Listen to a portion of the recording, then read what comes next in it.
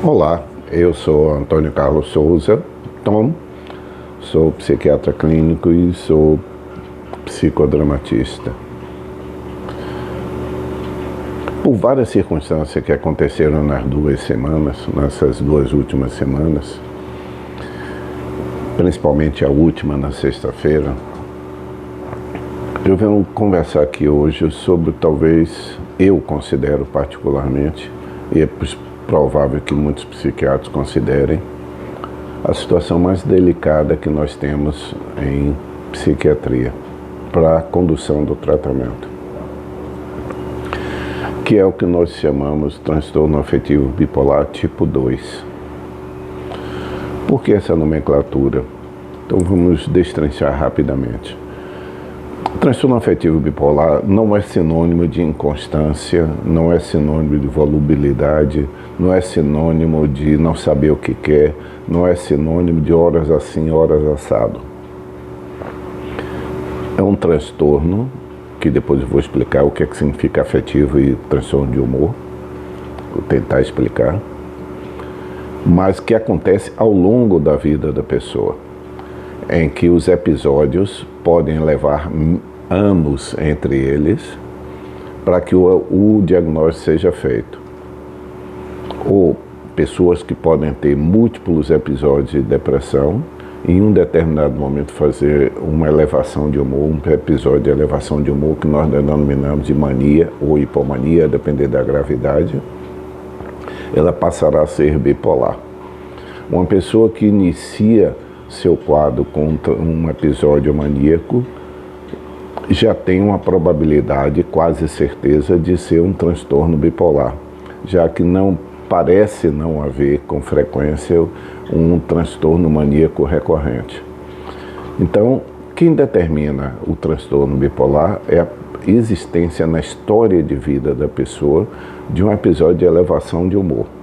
Se não houver esse episódio de elevação de humor, até então nós chamaríamos de transtorno depressivo recorrente, correspondendo aos múltiplos episódios. E o que, antes da gente continuar, deixa eu separar uma coisa aqui. Nós temos duas nomenclaturas, transtorno bipolar do humor ou transtorno afetivo bipolar. Porque isso traduz as duas formas de lidar com essa funcionalidade psíquica que nós temos, que é de qualificação da existência. O nosso aparelho cognitivo, ele diz o substantivo da existência, vamos dizer assim. Ele dá o concreto da existência, ele dá o pensamento, ele dá o raciocínio, ele dá a junção das ideias, o julgamento das coisas.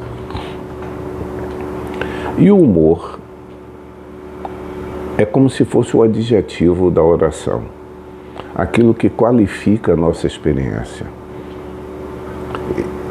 Um texto escrito linearmente, ele pode dizer, isto é muito bom, esse texto. Mas a maneira pela qual eu pronuncio acentua determinadas características. Se eu disser, isto é muito bom, eu modifiquei completamente o sentido da frase. Se eu disser que uma pessoa, eu descrever ali, essa sala é verde com um quadro de Salvador Dalí. Mas eu posso descrever essa sala dizendo, essa é uma sala aconchegante. Essa sala me dá prazer estar, isso é verdade. Portanto, eu acrescentei à experiência concreta, eu acrescentei um qualificativo. Essa forma de qualificar a experiência existencial da gente, nós chamamos de humor. É mais ou menos como nós dizemos no dia a dia. Como é que você anda, fulano? Implicitamente ele vai responder como vem estando há algum tempo.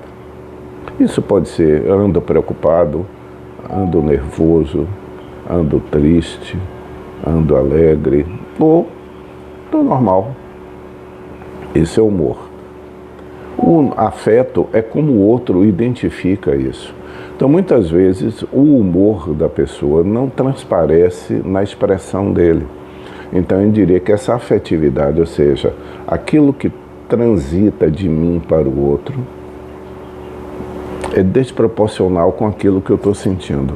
Por exemplo, há pessoas que dizem assim, isso é muito comum em paciente deprimido. Eu vou para as festas, as pessoas nem percebem que eu estou mal, mas eu estou dilacerado por dentro. É muito sacrifício para mim estar ali. Então, o humor dele tem uma tonalidade, mas o que os outros percebem tem outra tonalidade. De qualquer forma, o que é a alteração de humor? É que a alteração principal, não a única, absolutamente, mas a principal é o humor da pessoa. E o humor, mais claramente, as pessoas identificam o humor para baixo, que é o humor deprimido, porque aparenta ser doença. A pessoa tem um comportamento doentio. Tristeza sem uma razão aparente, ou mais profunda do que a causalidade, ou mais duradoura do que a causalidade, do que o gatilho. Pensamento lentificado, lentificação psicomotora, a pessoa fica mais lenta para iniciar, dificuldade de dar início às ações. Então existe um cortejo de sintomas em depressão que começam pelo humor, que é a maneira pela qual eu vejo a vida, que é entre o acinzentado e o inteiramente preto, entre essas duas tonalidades de cores, mas não é apenas transparente, como é o humor normal, que é capaz de ver todas as tonalidades. Na tonalidade depressiva, ele tende a obscurecer as cores até apagá-las. Então isso, tanto na queixa como na aparência física, é demonstrável para os outros, é facilmente identificável para o paciente. Então, na história do paciente, ele vai lembrar desses episódios. Então, quando nós perguntamos, ele vai dizer, sim, eu já tive mais ou menos assim, eu já tive para baixo um tempo, que durou muito tempo, foi muito ruim, me afastei do trabalho, pensamentos de ordem negativa, beirando até a ideação suicida muitas vezes. Então esse episódio tem tanta cara negativa para a pessoa que ela é capaz de reproduzir na história e contar para o médico quando ele pergunta. Mas quem tem o transtorno bipolar, ele pode ter ao longo da vida pelo menos um episódio que vai ser muito difícil dele recordar ou expressar, que é o episódio oposto à depressão. Mesmo a depressão leve, ela traz uma tonalidade ruim para a pessoa.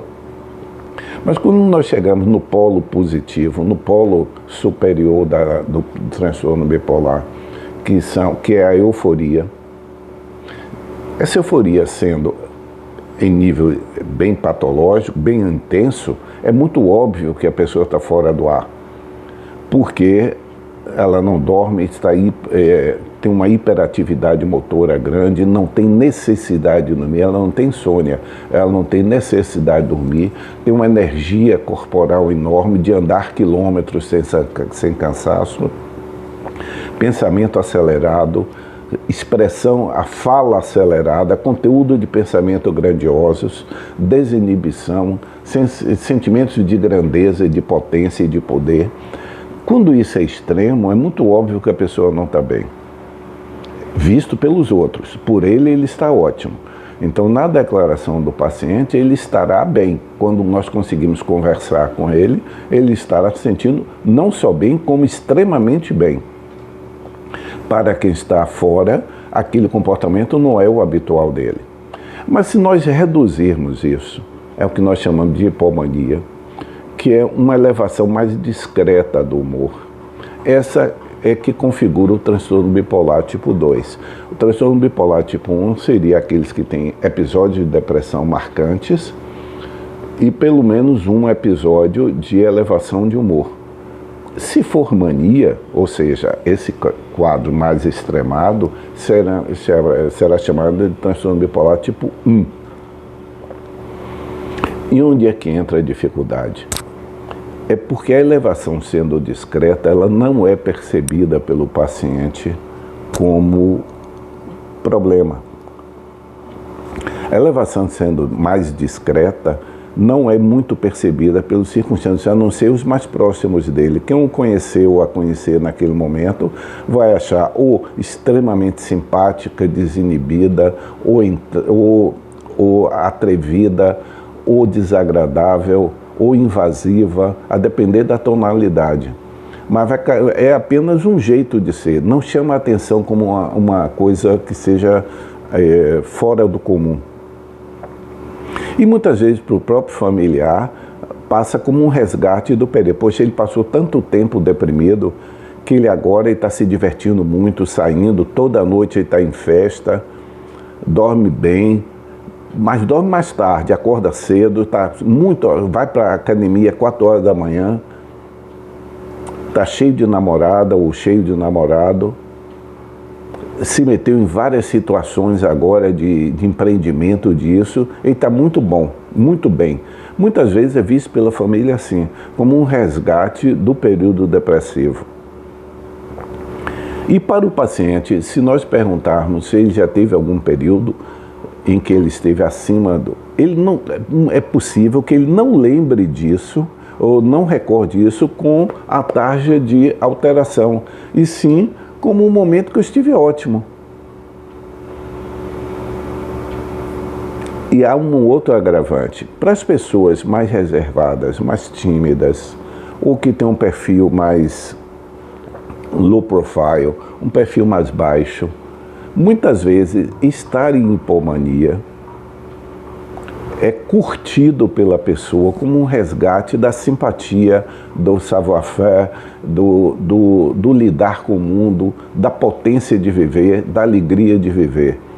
Então, muitas vezes a pessoa busca a hipomania ou tem nostalgia da hipomania.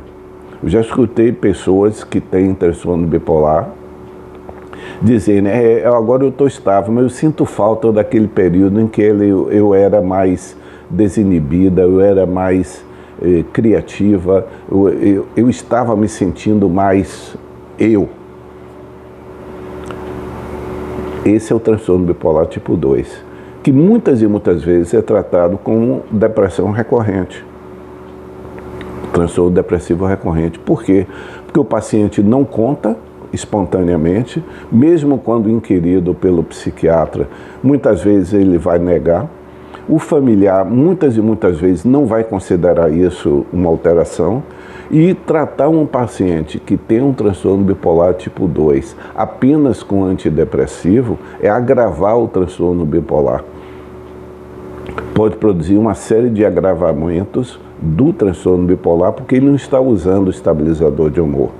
E é o uso do estabilizador de humor que muitas vezes o paciente tipo 2 não aceita, porque ele impede a subida do humor, que é da hipomania. Não é impedir a alegria. Deixa eu abrir um conceito. Uma pessoa que toma estabilizador de humor não é uma pessoa que fica apática. É uma pessoa que vai funcionar dentro do módulo habitual da gente. Todo mundo do ponto de vista afetivo é um planalto afetivo, tem altos e baixos. Quando se usa estabilizador de humor, é que ele não saia desse módulo em que afeta a vida dele, que afeta a produtividade dele, que afeta o desempenho dele, que afeta as relações dele, que afeta a vida dele. Então, uma pessoa que toma estabilizador de humor não fica apática, não fica uma linha zero. Não é uma pessoa que nunca mais vai ficar triste, nunca mais vai ficar alegre. Absolutamente, alegria e tristeza são respostas normais a ganho e perda. O transtorno bipolar de humor é uma variação patológica disso, é uma alteração disso daí. Por exemplo, a nossa temperatura corporal, ela circula, ela aumenta e diminui durante o dia, mas a febre é uma discrepância disso. Espero que isso que nós estamos falando, porque no decorrer da semana, tudo isso que eu me falei aqui já aconteceu, seja útil para quem esteja escutando.